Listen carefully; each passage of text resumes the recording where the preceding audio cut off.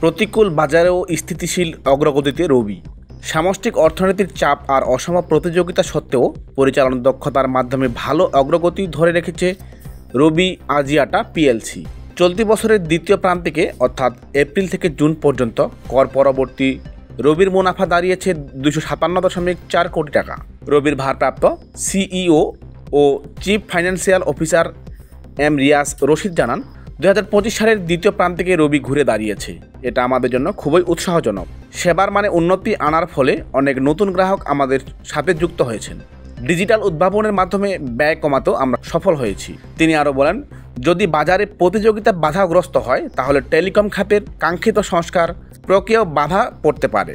তাই সমান সুযোগ নিশ্চিত করতে রেগুলেটর সহায়তা জরুরি।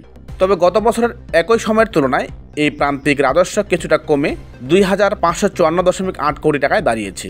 তবে খুশির খবর হলো, পরিচালন দক্ষতার কারণে ইবিআইটিবি 10% বেড়ে দাঁড়িয়েছে 1346.7 কোটি টাকায়।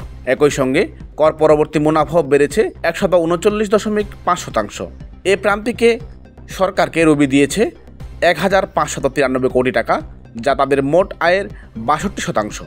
এছাড়াও কোম্পানির মূলধনী বিনিয়োগ হয়েছে 228 কোটি টাকা এবং শেয়ার প্রতি আয় ইপিএস দাঁড়িয়েছে 0.49 টাকা, যা আগের বছরের তুলনায় প্রায় 140% বেশি। Desk report, জেজেটিভি।